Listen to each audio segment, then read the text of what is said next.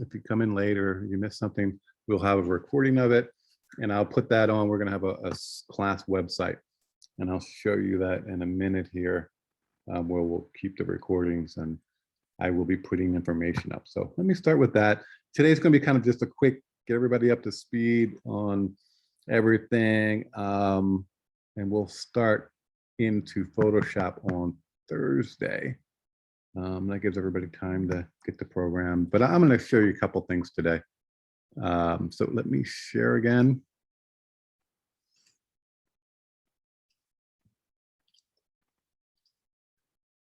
All right. So back off.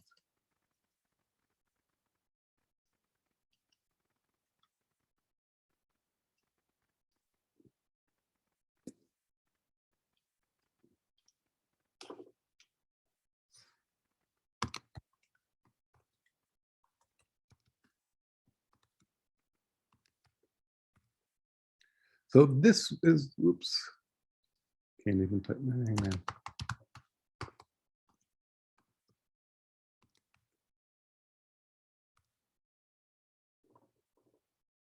All right, so this will be our class website, and I'll put that into the chat.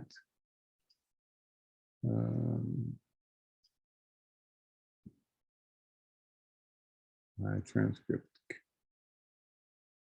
Okay, somebody, I don't know, does somebody want to do a live transcript, closed captioning? Is that somebody? You guys? Like somebody? I don't know. What are we doing here?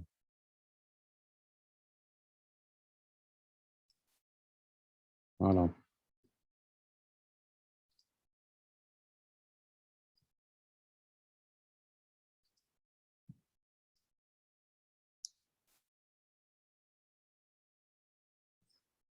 One sec. Yes, so here is the, you got it, Spencer. That's the website for the class. Does someone need a live chat because of hearing issues or technical computer issues? I guess. No. Okay. I'm just checking it's new, and I'm not sure. I clicked yes, and I don't know how to turn it off now. One sec.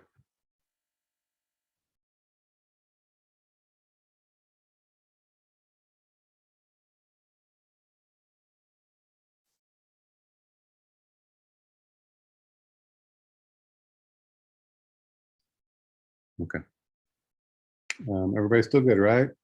As we get the technology worked out here.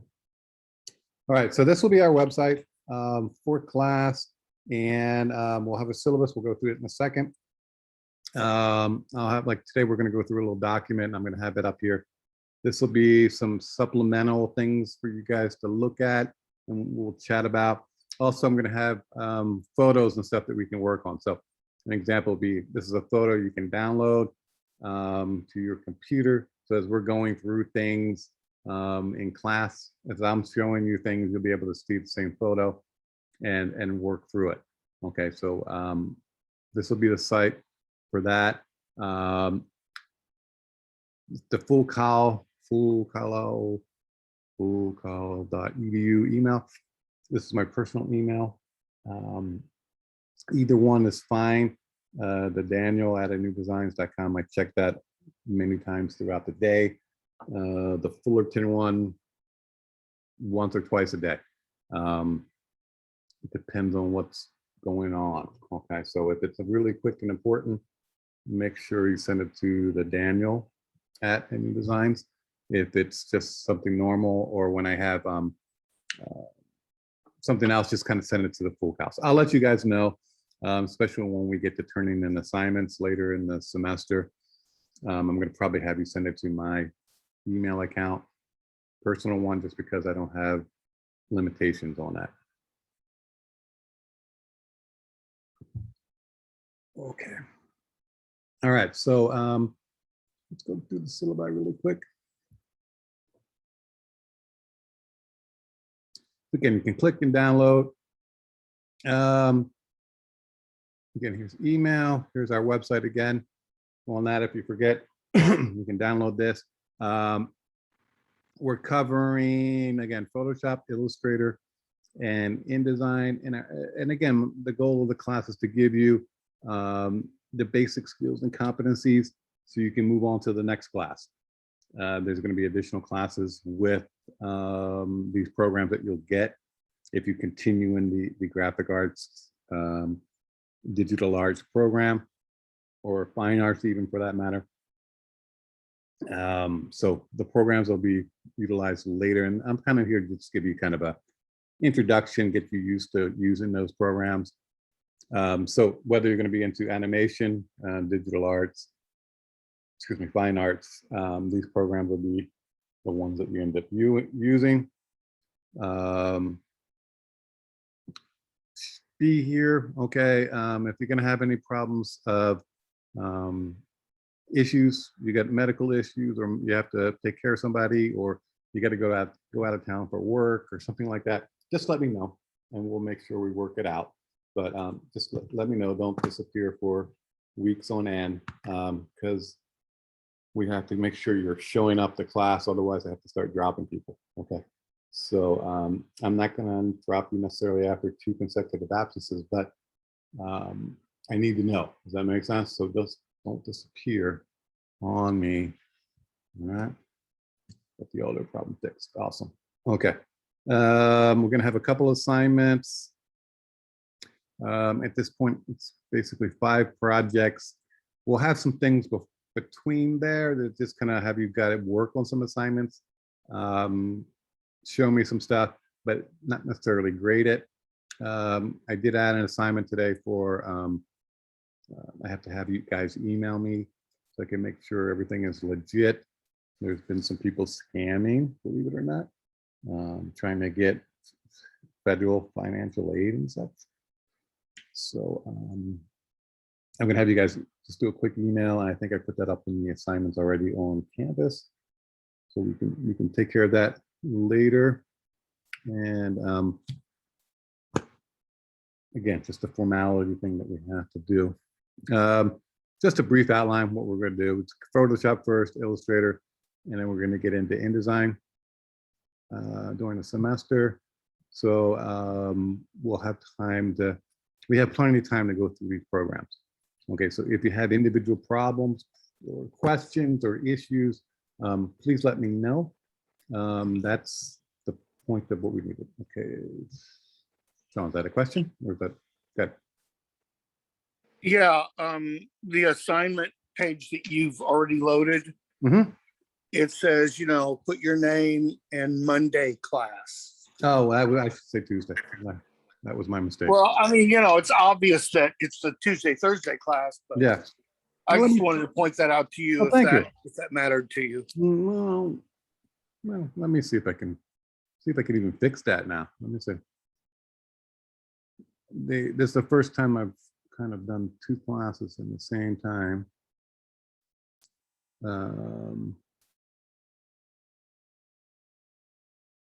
Let me just see here. I think y'all are here. Oops.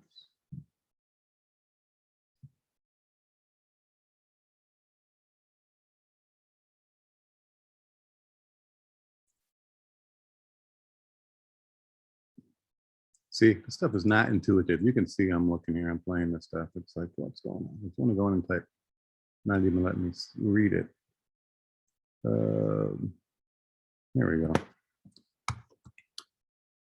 Let's see, wait, edit.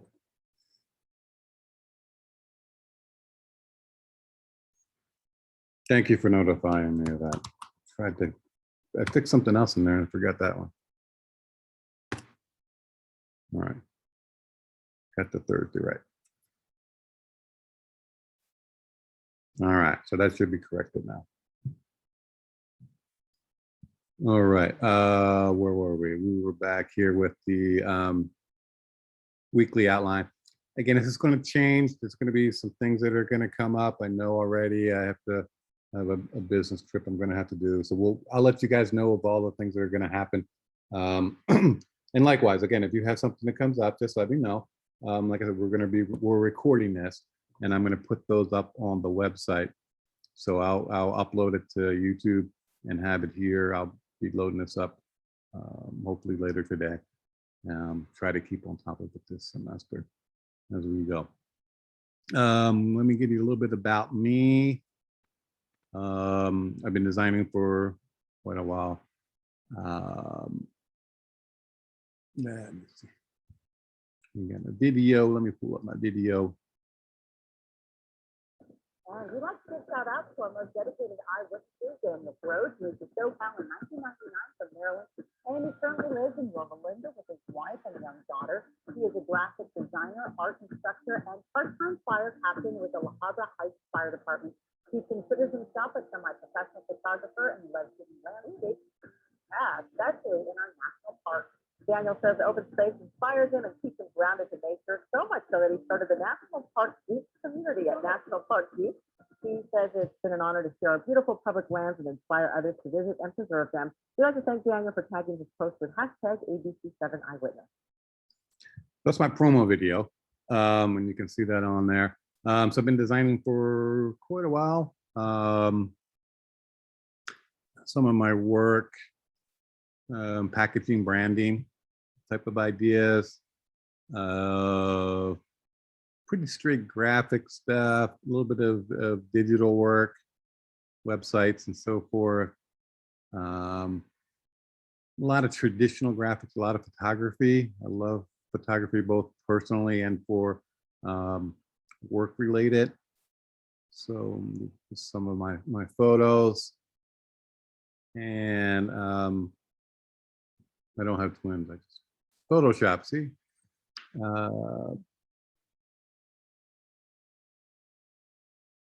Travel, love traveling. Probably one of the great things in life is travel, I think. And I'm currently, my big thing right now is I run a company called National Park Geek. And I've designed products that are sold at national parks throughout the country. So I'm in about 150 or so park sites, from the Statue of Liberty all the way over to Hawaii and Guam. I'm selling stuff. And it's patches like you see here and pins, and I have t-shirts online.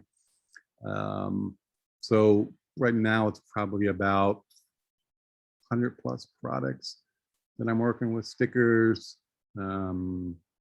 pins, patches, all that kind of good stuff. So that's kind of what keeps me busy most of the time is running that business, getting products, ordering. It's a business now. So I've got to do accounting and invoicing and correspondence with companies or park sites, getting products ordered. A lot of the products are made overseas, so it's keeping those on track. And but we're going to go through some of the stuff, the ideas of running business, how to do this stuff. My t-shirts are all print on demand, so I'm going to show you guys how to do t-shirts if you want. You can do one t-shirt, that type of thing. So simple things like that. Instagram is a big part of the marketing for this. And so Instagram is a busy part. I've got 700,000 followers plus on Instagram, and I'm constantly posting every day. Yes, hand. And of course, each student gets a complimentary t-shirt, correct? Oh yeah. They're already in the mail before I knew you were here. So this is a big part is kind of the marketing through Instagram with that. And so I'm doing that constantly throughout the day with that every day. And then it's an online retail. Okay, so products and elements here. Like I said, the shirts and stuff are printed on demand. I don't have to take care of those, but all the other products I basically have, and I ship those out myself too. So it's, that, and then it's designing, coming up with new ideas, new things to make money. And I'm going to go through some of those things with you guys. I mean, at this point, you're getting into this world of art, design, and creative, hopefully. you can start making some money. No reason you can't. I started this kind of as a side hustle, a little side thing.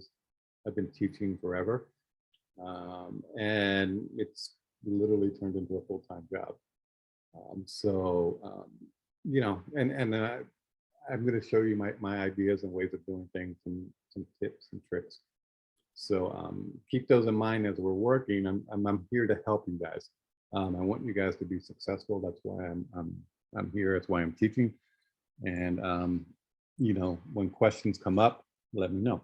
I'll more than willing to tell you how to do it. And again, things are changing, but you know, I keep no secrets here.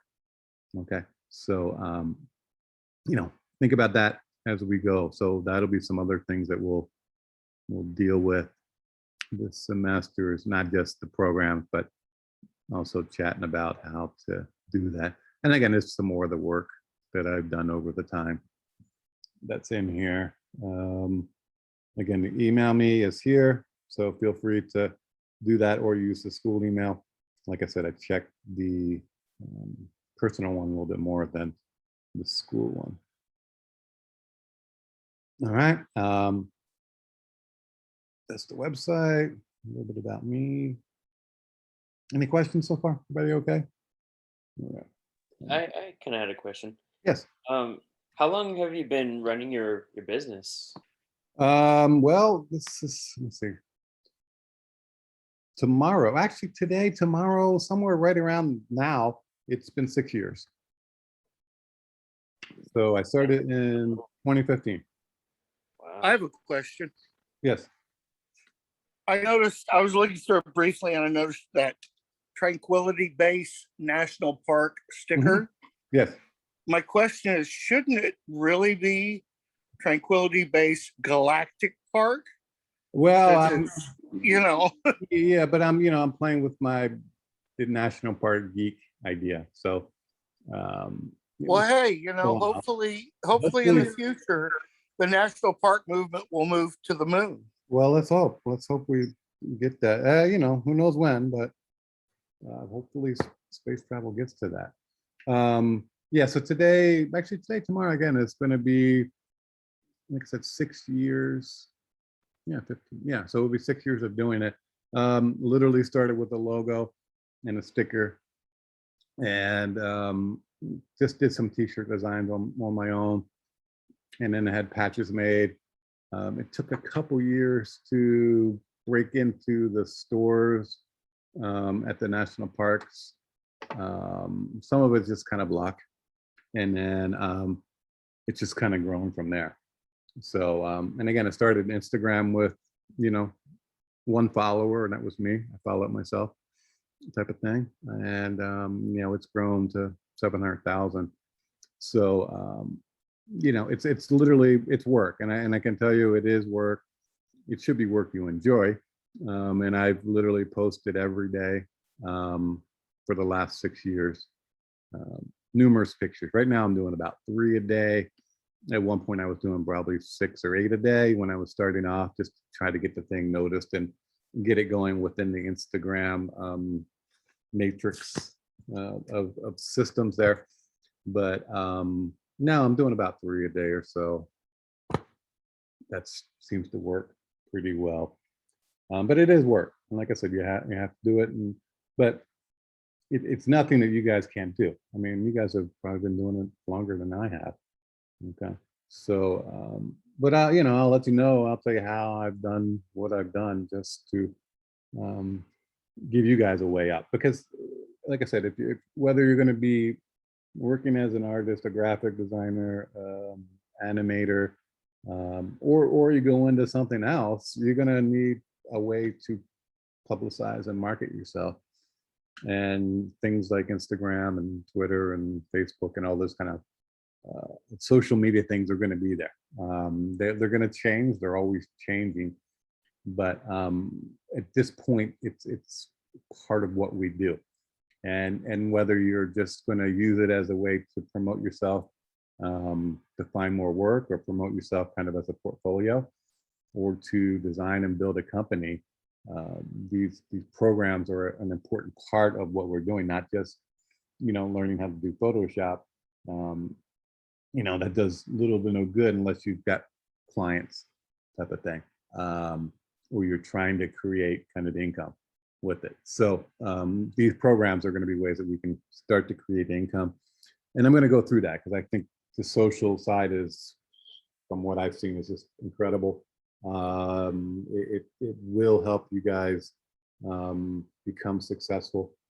And if you're not thinking that way, you're going to be doing yourself a disservice. Okay, so again, whether it's Instagram or even getting into stuff like LinkedIn, those are all important things to motivate you and move you along in your career, because that's why you're here, right? You're here to take class to better yourself in one particular way or another. So that's the benefits I'm going to be hopefully sharing with you, is why and how to get there. Questions at all? Again, feel free to interject. Conversations are good. Sometimes it's tough. That's tough all day. I'm talking to my kid.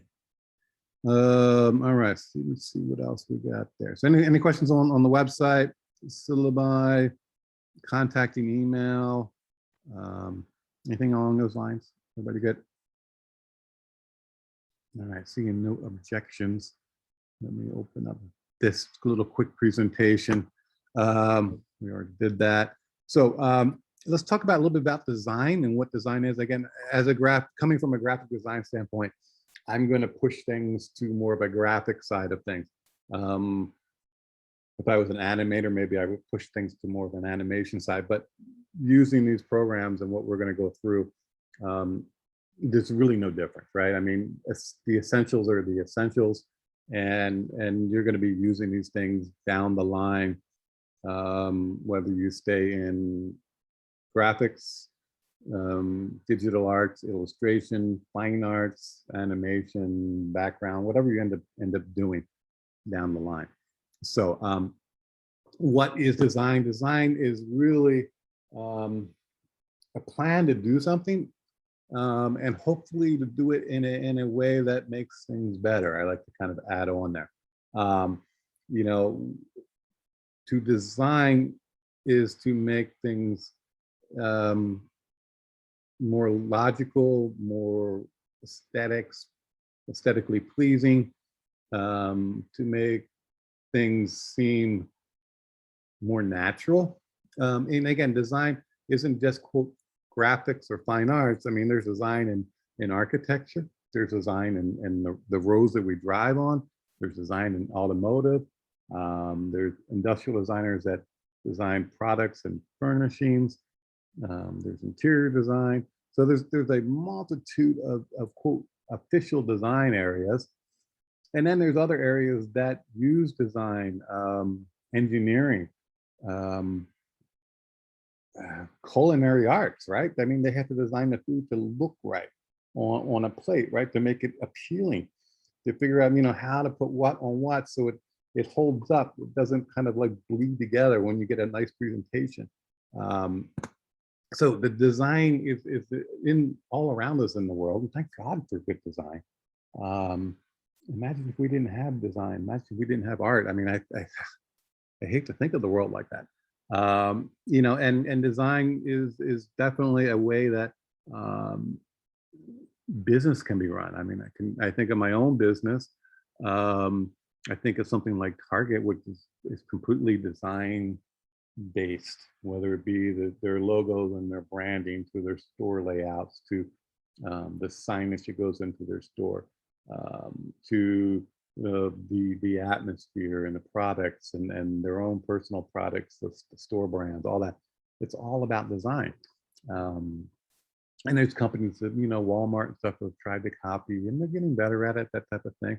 But it's really about design. So we're going to be going through design, and as we go through design, there's a common language, and we're going to start to talk about those kind of ideas as we go.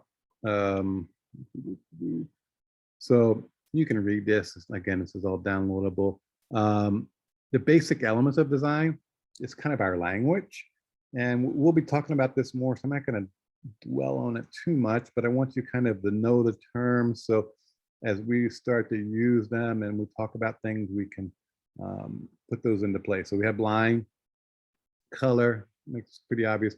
And again, we're not just picking colors, we're picking colors that will change things. Colors can make us motivate and do things. So if you see the color red on a sign, you're going to basically stop. You're going to pause. Or if you've seen green, it's kind of go. And the same thing goes with like user interface, like how the buttons work on a computer screen or on your iPhone. You know, the green typically means go, right, or next, and red's going to be stop or pause or something like that. If you just switch those around, you switch the color, you can leave the word there, leave the word go or next, and then stop. But if you put the color green on the stop button, you will confuse everybody. Okay, and that's design. And if you, that would be bad design if you switched it. That makes sense. So we want to kind of use things that how we understand and how we work and how we've learned over time as people. So color is very, very important. The shape, space, how things relate, and the dimensions of things. Texture. Oftentimes we don't think of texture, but texture can play a huge part in things. We don't necessarily have to feel something to feel it. Okay, I mean, if I show you a picture of sandpaper, you kind of know what it feels like if you've been there, or something like, you know, silk, something smooth, you know, wood, polished wood. We know what that feels like. So using those kind of things in our designs and our visuals will be important. So the idea of texture. Form is kind of this, also consists of space, height, width, length of things. And then value is the light and dark of project or objects. Okay, darker things tend to go away, lighter things tend to be closer. So we can use, again, light to point us in the right direction. And what ends up happening is we end up using these items, these elements, in combinations. You know, sometimes they're independent, but most of the time we're using them in some kind of combination to bring attention, to share things, and those become the principles. So balance is this kind of thing where it's like it could be in balance, right, or it's off balance.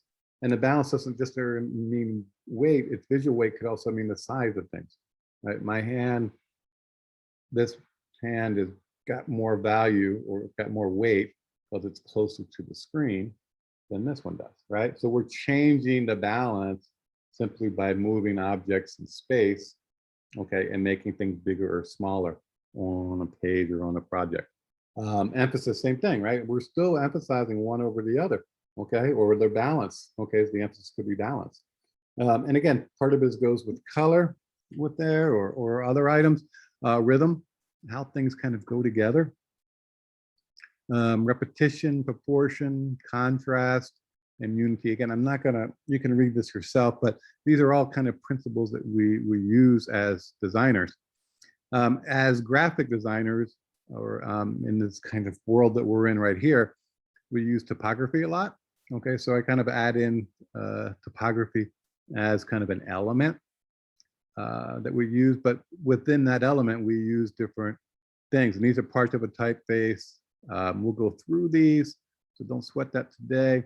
Hierarchy is seeing different size typefaces. You guys have all seen this and you've known it, but a lot of it's just kind of understanding it so you can start to apply it to what you're doing. Hierarchy lets the reader know where to look first. Okay, you didn't look down here. You didn't, whoops. You didn't look down at the bottom here where to look first because you were busy looking at the word hierarchy. Okay, so understanding how we see, and if we add a color in here, that's going to add a whole other dimension to it. I could make you look here where to look first if I change the color.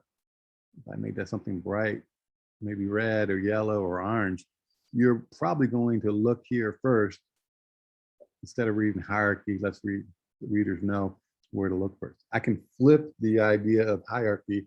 I can flip where you look simply by using a different color. Okay, so we're going to kind of go through those kind of ideas. Real quick, serif, sans serifs. Again, common type thing. Serifs are the little red doohickeys here.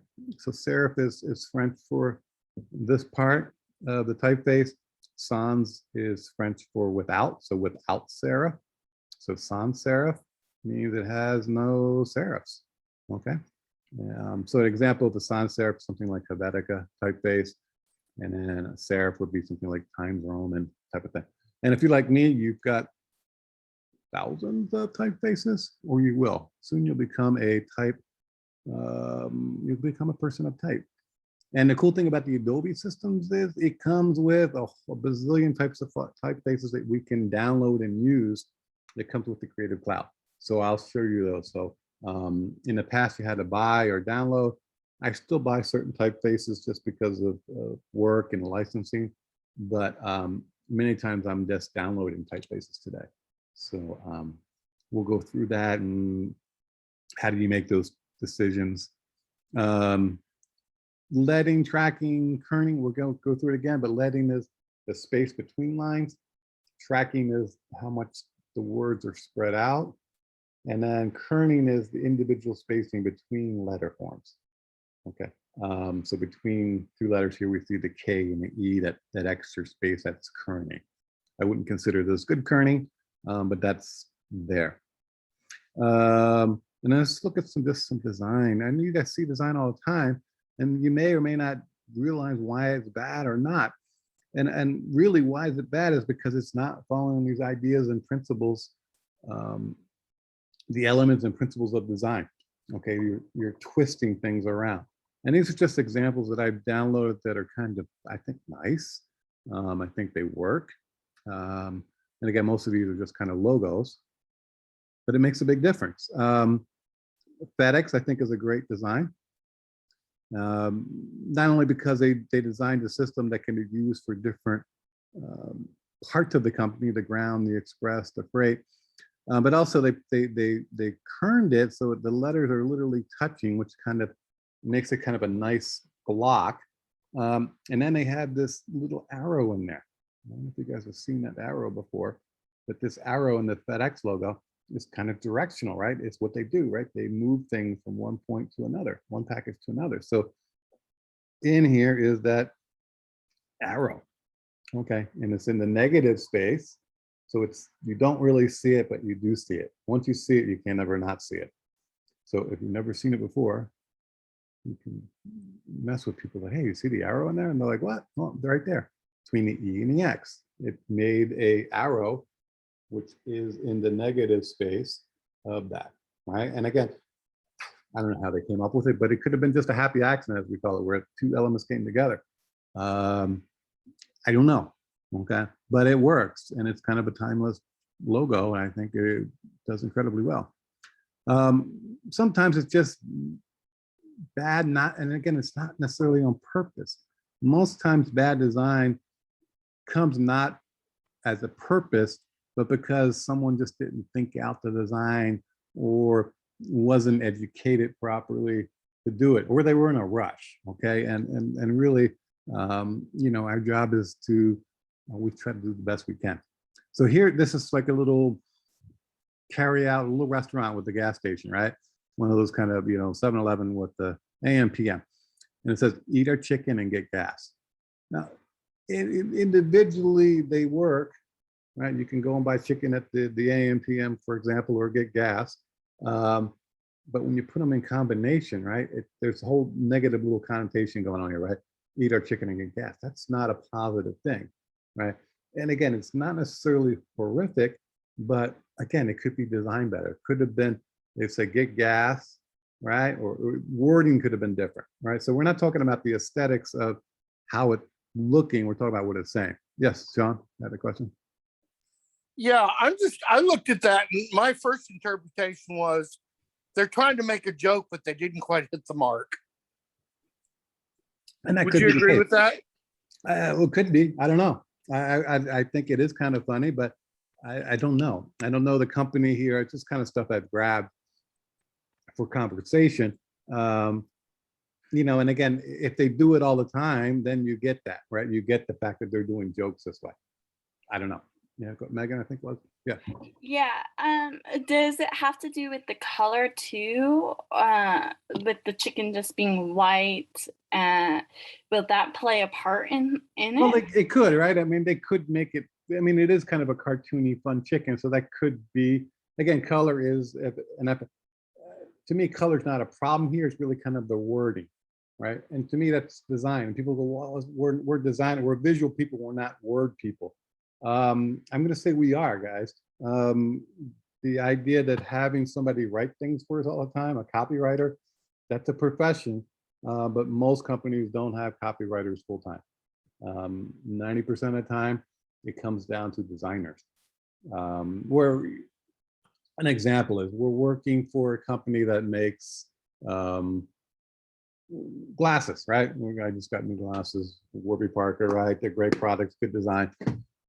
They have somebody that will write up what they want to be said on the website or in the brochures or whatever. And then they give it to the designer to craft it, play with the hierarchy, what things are bigger, what are smaller, what typefaces use, what color, what images, and so forth. That ends up becoming us because we have to play, where do we put the type? Even though they've been written out, it's up to us to kind of arrange it into a proper way that makes it make sense to the people that are going to be viewing it. Does that make sense? So many times, I can tell you, I'm always right. In fact, when I get done class today, I have to write some packaging wording for a package I'm doing. I'm designing a new pin that I'm going to have produced. And the company that's making it's like, what do you want to say on the packaging? Because they have to have packaging. So I have to write that up. I mean, I am it. Right? Of course, I could probably pay somebody, but then I have to explain to them what I want. And by that point, I've already written it myself in my head. So design is not just visuals, but it's also the words and how they're presented. So again, it's just an example of how things can be better. So a lot of times when I say it's bad, it's not like it's horrific. It's just, it could be better, I think. It could be a little bit more thought out. Give you some more examples here. Okay. You can look at these and you can go, there's potentially some problems here. You know, Oh Lord. this is Megaflix. If you're reading that, you're not reading Megaflix, you're reading it wrong. Okay, that's the video store. It was some point Megaflix. Again, why is it? It's because they picked the typefaces that don't work together. They also got the kerning bad, where the L and the I here basically touch, become a U. Okay, again, this is just, it's bad type. I mean, it's bad type, but it's bad design. And again, I don't think anything was, it was never done all in a negative way. It just happened to come out this way. And a lot of it means you got to step back and look at it. Kids exchange. Okay, what's it say? Kids sex change. I mean, it's just bad type, meaning the placement, right? If you put more spacing between the words, it wouldn't come out that way. Okay. So again, I don't think the designer was trying to do anything negative. I think it just happened to become negative because it was rushed. It wasn't thought out. It wasn't looked at. They didn't study design properly. And that's going to be something that like negatively affects the business. Of course, totally. Right? So like nobody's going to want to buy anything from Kids Sex Change. That's correct. Really bad. Yeah. I mean, design can play such a huge thing. It's a make and break in a company, you know. And again, sometimes it's not that bad. And this is Airbnb. They've since updated their logo. But my first impression was it looks pretty phallic. Okay, like the Dirty Bird ice or Dirty Bird fried chicken down here. Okay. You know that Kids Exchange. See, this is another example of, we see in society a lot what I call people being stupid. Now, I can't imagine that the owners of the Kids Exchange didn't go out there and look at that sign after it was installed and miss it. Unless they're just not paying attention. Well, that's part of it. part of it is that people start to see things, and they've seen it so many times through preliminary design, and let me show you what it's going to look like, and they've become used to looking at it and reading it the right way. Well, That and you know, happens all the time. there's also one other possibility, is that maybe somebody drove by and saw that sign right after it was initially put up and snapped the picture before the ownership even finally approved it. Well, But the unless you took the picture, and no, that's not true. But the Dirty Bird logo, I actually think that I don't think there's any misstep there at all. I think they did that shape that's reminiscent of something else on purpose. I was thinking yeah. the same thing. It seems intentional. Well, it could be, but again, it's depending on what the intention was and how much. Again, not knowing the company, how far are they really trying to push it? For the sign here, I can tell you, the signs cost a lot of money. This was thousands of dollars, so there's no reason sure. it could be wrong before it went up. Like, it was wrong because it got put up this way. So you know, I'm just saying we can make a difference in design, and we don't oftentimes think about it is, but these little things make a difference. And again, it could be a make or break for a company. These are, I don't, bad is probably the wrong word, but I think design could be better. I love this Paraguay. I love the colors. I love what it's starting to do here, but to me, it gets too busy. Like I said, I think it's really headed in someplace nice, but then all of a sudden now it's vibrating for me. It's like I look at it and it's like it's jumping at me up and down. And I think they could have more subtly done this. Again, this is where I think color could come into play differently to make this even better. So again, a lot of times it's like everything good and bad is somewhat subjective to some degree. But I think as designers, we have to look at things. We have to start to analyze things and decide, hey, can we do better? This is Redbox. They still exist for those that still rent DVDs. I would tell you, try not to invest in Redbox. I don't think they're going to be around too much longer. Anybody here rent a DVD? And we'll say in the last month. Anybody in the last month? Anybody in the last year? I mean, you know, Actual like DVD? No. No, that's what I'm saying. Actually, I'm like 15 to 20 years. Yeah, it's been like, well, they're gone, right? I mean, they still exist. I got a DVD player and DVD, CD player, one of those kind of combo things, but I don't use it. Everybody downloads now, right? You know, you just go and you push a button and you rent it. You know, it's even like movie theaters they're going to be a little bit longer. They're going to exist a little longer, but you know, the pandemic hasn't helped movie theaters out, obviously. And there is something about seeing it on the big screen with the big speakers and all that kind of stuff. But I can tell you, I think every one of you guys are going to think twice about going to the movie theater, and not because of the pandemic. I'm just saying, like, you're going to go, well, it's just the whatever kind of film, I could watch at home just as easily, right? You know, some little kind of, or it's like, oh, it's a big adventure film. It's a DC comic. That one I want to go see at the theater because it's big production, big sound. That makes more sense. So I think that we're going to start to be subjective as to where we start to see things and interact with things as we go. And Redbox is one of those companies I think is going to be slowly disappearing. I think I still saw one at the Bonds. But anyway, they did this was the old logo. And I think the new logo is better. I like it better. It's bolder, it's thicker, it's standing out more. I like the typeface they use. I like that they kerned it together. Things are kind of touching, which is nice. And there's like a really nice, delicate split between the red and the box. But this is my biggest issue right over here. They put a purple circle in. Now I get the circle because they've been using this sans serif that's nice and circular, and it feels really nice. It's really beautiful. And I don't know if it was custom done or whatever, but then they put the circle in. Why not just put a square red box there?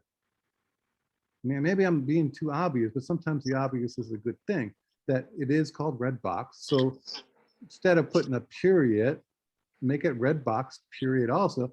but who's to say that the period can't be square? And You know, it almost be red. looks like the one on the left, the original, had that little R for Oh, register. that's a register, yeah. Mhm. It almost looks like that's what they were trying to do, but they fell short.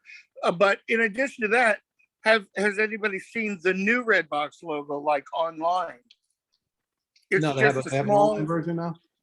yeah, it's just a small rounded box with a lowercase r, and that's it.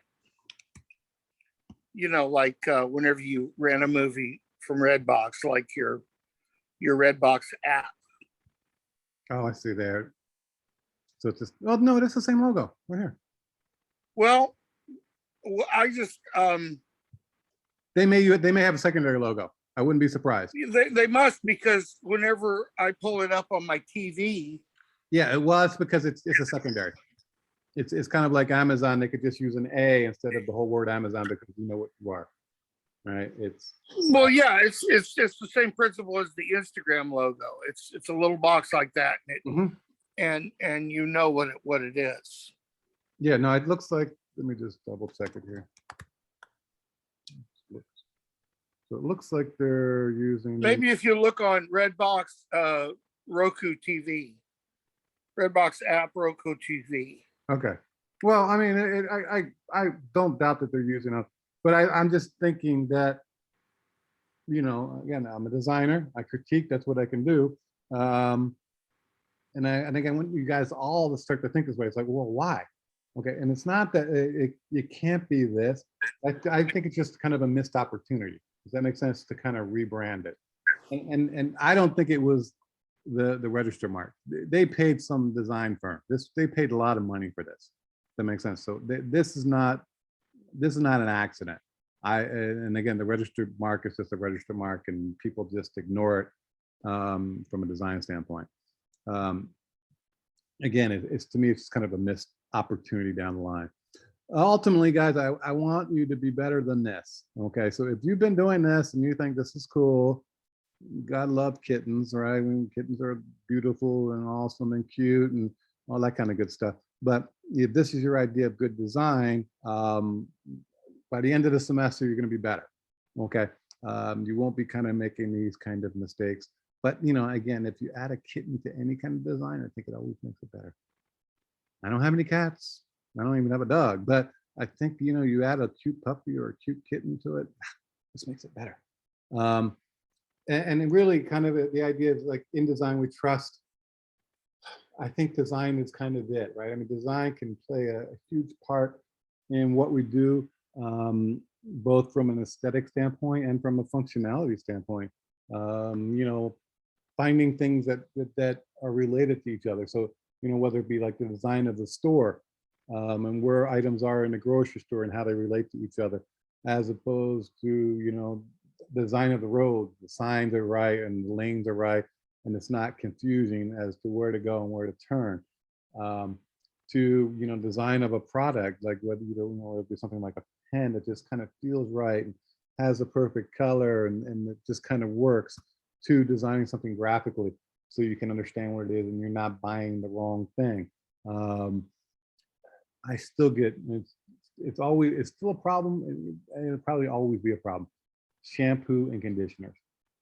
Who has bought shampoo and it turned out to be conditioner when you got home? Everybody has done it. Yeah. And I think it's bad design. That's like a design pet peeve of mine. They don't tell you clear enough that one is shampoo and one's conditioner. Now, sometimes they're obvious with the color, but the idea that the bottle, if the bottle's up with shampoo and if it's upside down, kind of the cap is at the bottom, it becomes conditioner. That's not enough to visually say that's one is over the other. You know, they're the same color, the same basic shape. One is up and one is down. That's not enough. I think you got to work on the topography or some kind of other design, shape, or color, or, you know, maybe one bottle's clear, one's not, whatever. There's a design solution there. And I think that's where design comes into play. And it's something as simple as buying shampoo and not conditioner. And I know that was at this Target the other day, buying shampoo, and I have to look at it. And everybody now stops and spends an extra second or two to make sure they bought shampoo and not conditioner, or conditioner and not shampoo. because they never run out at the same time if you're buying both. But and we've all done it. We've all bought the wrong one. And I think that's a design problem.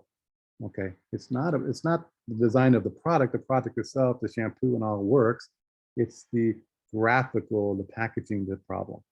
And I think that's one of those things that can be fixed. And if I ever become head of Procter & Gamble, I'm going to make that a key component of how I run the company, is to make their packaging better, so we don't ever buy the wrong bottle again and get home and go, oh, I bought the conditioner and I needed the shampoo. All right. All right, so this presentation's up online. You can grab that and download. That's here. What is graphic design? That. All right. What else do I need to cover today? We saw the assignment, right? So here is you guys Tuesday. Just send me an email at the full call edu. Again, I'm just going to check off that you are here and there and everything's right. With that, again, it's just a formality with that. My waitlist people, you guys okay? You got the numbers written down on those? Yep. Okay, perfect. So take care of that. Yeah, I'm trying to think what else we need to cover today. So homework, besides this silly little assignment we got to do. The homework is pretty simple. To get Photoshop, load it to your computer, open it up, practice with it. Let me just open up real quick. I should stop sharing. So there we go. So open up Photoshop. It's going to look something like this, depending on how you did. We're going to go through all these things. We're going to go through the things that are important and all that starting on Thursday. So don't sweat, but I want you to kind of open. This is a picture I took at Zion. And Beautiful. this is the original. Well, this is. Okay, well, this is the original of how the camera captured it, right? The camera and what you see are not the same, okay? Through sensors, through light, through processing, whatever, it's not the same. And my goal was to kind of bump it up to be the more of what it was. And this is kind of more than what it was, closer to what it was, at least what I remember, okay? Where the sky was much oranger, yellower. And again, maybe in my head, I'm thinking 2 minutes down the line here. Okay. But in Photoshop, you can make these kind of changes with it. Okay. So, you know, we have the original and oftentimes this is what we're doing from an artistic standpoint. It's just kind of making subtle changes. And the subtle change here is lightening up this kind of area of the mountain here. This is called the Watchman. So it's kind of opening it up and lightening it up, so it's a little bit darker. But again, some of it's just kind of subjective as to, you know, what do you want, and artistically, how are you trying to do it? And again, there's nothing wrong with this. We as designers, as photographers, as creatives, we're always doing this. And even somebody who's shooting pictures for the LA Times or something like the Washington Post, journalistic photographs, even they will go in and make adjustments on brightness and darkness to help the viewer see, to play with the kind of quote visual hierarchy of things. You know, and even here I can do that where I can make things lighter or darker around the edges. So let me just kind of make a quick copy. No, we don't need all those. And again, we're going to go through this, but the idea that I can make quick changes, and the burn tool is kind of like darken. I got a big brush. We're going to just kind of darken the edges just to kind of bring focus in. I want to bring focus in to more of the mountain and get it away from up here. So I'm just kind of darkening that. Again, I'm just doing something in Photoshop. I'm not, many ways of doing it, and we will play with the ways of doing it, and I'll show you the positives and the negative ways of trying to edit and transform things. But all we did there was kind of lighten and darken. See, just a little bit. And what we're doing is, see if I can get this a little bit bigger. Is that kind of like a vignette, would you say?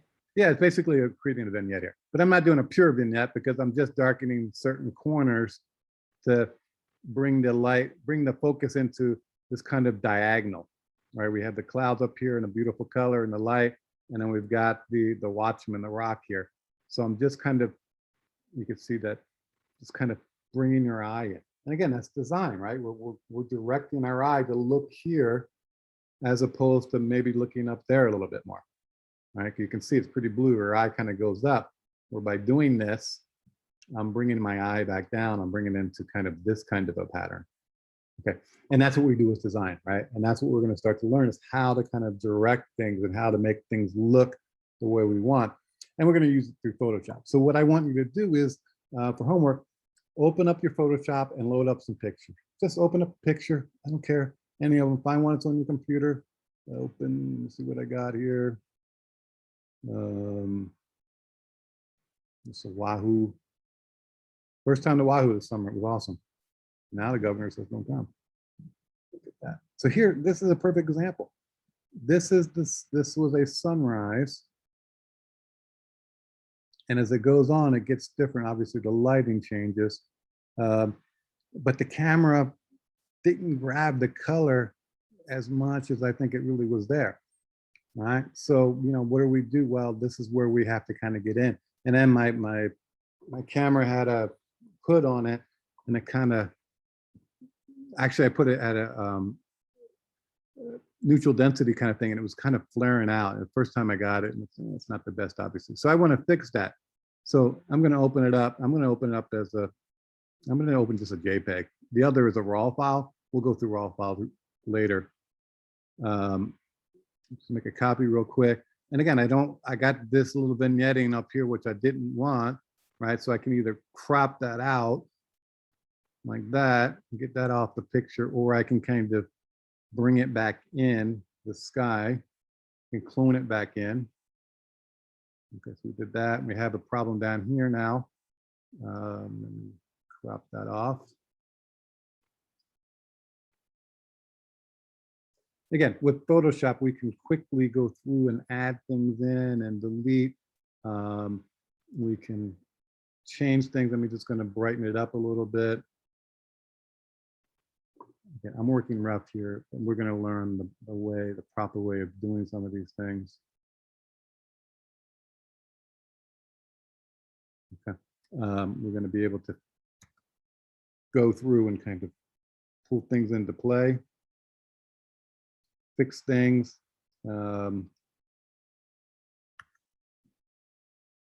this case, bring the beach back in. Just going to paint the beach back in.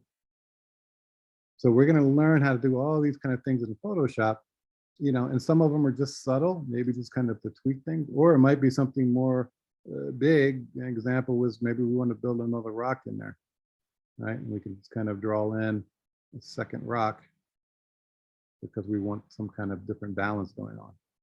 Right? And we'll go through that and kind of clean that up, but you can do that kind of thing.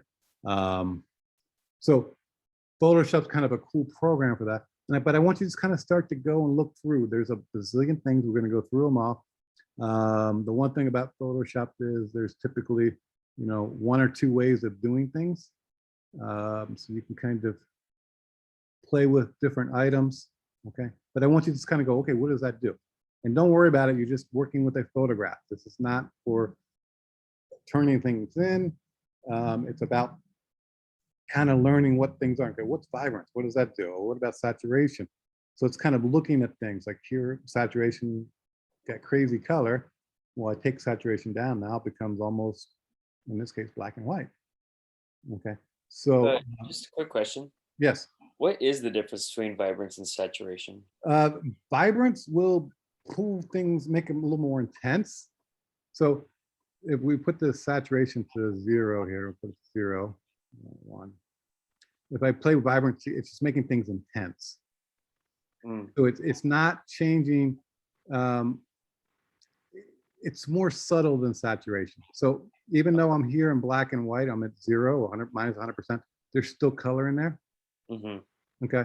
Where if I put the vibrance at basically 0 and go down, we're at black and white here on the 100%. minus 100. We're up Mhm. here, we're at plus 100. The colors are just, so ultimately what you end up doing is kind of balancing. Yeah. So Vibrance, do side, they usually go hand in hand, or are they they go hand completely in hand. separate? And in fact, in the older days of Photoshop, there was no vibrance. It was just saturation. So oftentimes the saturation kind of stays about the same, or maybe up a couple points, and then you're going to push the vibrance a little bit more to get the color. Mm. Okay, so here's, and a lot of times, guys, and again, we'll talk about this, it's subtle, right? There's a difference here. It's hard to see. This is turned on with the vibrance up, and here it is turned off. This is the way it was in the beginning. So it's sometimes it's very, very subtle as to what we're doing. And that's, hopefully I'll be able to show that to you, and you'll be able to see it through the monitors. But this is where your personal eye comes into play. And then there's also kind of the ideas of where's this going to be. Okay, and we'll get into the idea. If I want to put this online, which is kind of going to look like very much like it does now, because it's a digital photo, okay? Or if I'm going to print this thing out, how's it going to look different? Okay, because when I print, remember the light is bouncing off, it's not coming through. So digital online, the light is coming through the object, so it's brighter. Whereas if it's printed, light bounces off the paper and comes back to your eye. So we have to almost bump things up a little bit. I'll end up pushing things, making things a little bit brighter, a little bit more color saturation, because I know when it prints, that will be absorbed into the paper, and it'll be absorbed. It won't refract back at your eye as quick. And a good way to think about that is if you've ever seen a photograph printed on paper, which you have, and then printed on metal. Okay, that's kind of a cool thing to do. People do nowadays. Print on metal for a photograph.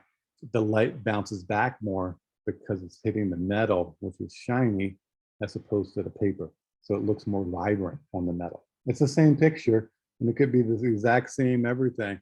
It's just the metal one looks brighter, or sharper, or crisper, or more intense, more vibrant, whatever you want to say it, simply because of the way the light reflects back off the metal as opposed to off the paper. Okay, so you know, as workers, designers, we're having to think about these things and how we're going to be ultimately utilizing these products down the line. Products meaning photographs, etc., and also dealing with resolution and all that kind of stuff. And we'll go through all that starting on Thursday. But again, I want you to just kind of open up Photoshop, make sure it works, and we're going to start going through some of the tools. Start to look at what things are, where they're written down. What is it? What happens when I open that up? And we're going to go through it, but I want you to just kind of play and ultimately get the thing set up the way you're going to be looking for it. Okay, and this should be pretty standard. I try not to modify this too much because of teaching class. I want to kind of, you guys have similar looks, but we're going to go through how to edit this a little bit, and if it doesn't look quite the same, what they are, and again, just the tools and all those kind of items. So file open, okay, find a picture, bring it in, start playing with it. Okay, you're going to probably have JPEGs. Okay, and then once you get it there, I always go to layers and I make a duplicate, so it's just kind of a plus. So I have the original down here, and then I have the second one, and I can start to go through. It's like, what does the paintbrush do? Okay, oh, that paints. Okay, what if I want to change the color? Well, okay, I can change the color. Okay, how do I change the brush? Okay, and you have brushes you can select. Okay, so just to start to get used to it, we're going to go through it all. But I think it's good to kind of start to feel your way around it. It's like a new car. Let's see what all the buttons do. I'm not going to hurt anything at this point. Okay, questions?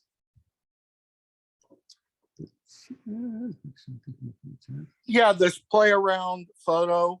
This isn't anything we're going to turn in for points. It's just no, we're Okay. not. It's just play, just practice. Thank you. And then, like I said, we'll have photos that we deal with that I'm going to be demoing with, and you'll be able to download those off the website. You know, but again, you will know when things are going to be turned in. Trust me, I'm not one that's going to, oh, this is getting turned in. You'll know. I give you guys ample time. You'll have basically weeks notice. Okay. So don't sweat that. Okay. But the best way for this is to practice and just do. And I can tell you, I'm still learning things in Photoshop. Learning things like, oh, that was a new way of doing it, or that was different. Oh, I didn't know it could do that. Because the programs are so complex, and we do certain things, and we don't necessarily do all the things that it does because of what we do design-wise. So there's always something new to learn, and that's kind of why I put up on the website.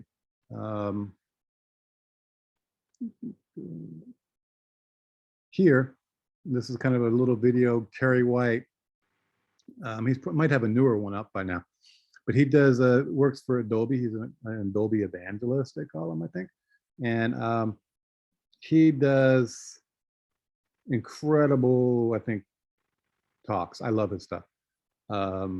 He's simple. He's down to earth.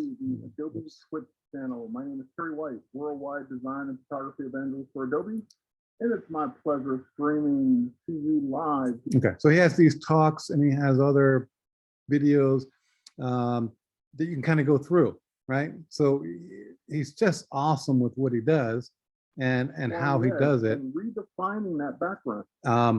So again, the versions change, but you know, there's always something new where the new version came out and it does this now and how to do that. So there's always something cool and new to learn about Photoshop. So even been using it for 20 plus 30 years now. Yeah, something like that. I think I got Photoshop. Let's see, it's probably about 94. I know I'm dating myself now. I wasn't even born yet, dude. And that's the case now. But when I started Photoshop, it had no layers. So literally you had to move things up and down in the computer by kind of selecting and toggling. Kind of like Illustrator, you'll see it's kind of a little bit different, but now Photoshop has layers since, I don't know, 2000-ish. After, maybe a little before that, but once Photoshop got layers, that was the best thing ever to work with. I mean, it was like, the last time I used Photoshop was 2003 for senior year of high school. I had an applications class. It's different now, right? Yeah. Well, it's going to be, I'm going to tell you, you're going to find it easier. Okay. It has gotten better. But there's a lot. And again, we're going to go through it as much as we can. And we're not going to cover it all, but there are going to be things like, you know, you want to learn or you want to get quicker, or you're going to go, how do I do that? Dude, YouTube is it. And I'll be putting stuff up like this, but like, you know, I think like Terry White, you'll find people that just kind of do it and do it well and communicate it well. And you guys got, I don't know how many videos. I don't know how many videos he's got, but he's always putting up stuff. Why has he got a Tesla in there? I don't know if that's a promoter. Is that him? How to edit stuff, and you know, 25 years of Adobe. Oh, guys, see, he's been there as long as more than doing the QR codes. What's a QR code and how to make it, right? I mean, like some of it's just simple little things you don't know how to know. And I haven't even looked at this little master photography thing that he's doing, but it looks pretty cool. I have to look at his stuff there 3 months ago. I took the summer off. I didn't watch YouTube's. So we have these incredible resources available to us, and you know, sometimes we forget. All right, and it's okay to use these things and look these things up, especially, you know, 6 months from now or a year from now. You're like, well, how do I do that again? I know I will do it, but I don't know how, or I forget how, or what was that step I'm missing? You know, look it up, and like I said, find the people that work for you, and Terry White's one that works for me. He does a really great job of that. So we'll be looking at those, and again, I'll be putting those things up on the website. So where are we at? That website. Okay. Let me stop the share. All right, anything else for today? So homework, get Photoshop downloaded, play with it, get some photos open, just goof off, and then send me the email assignment with that.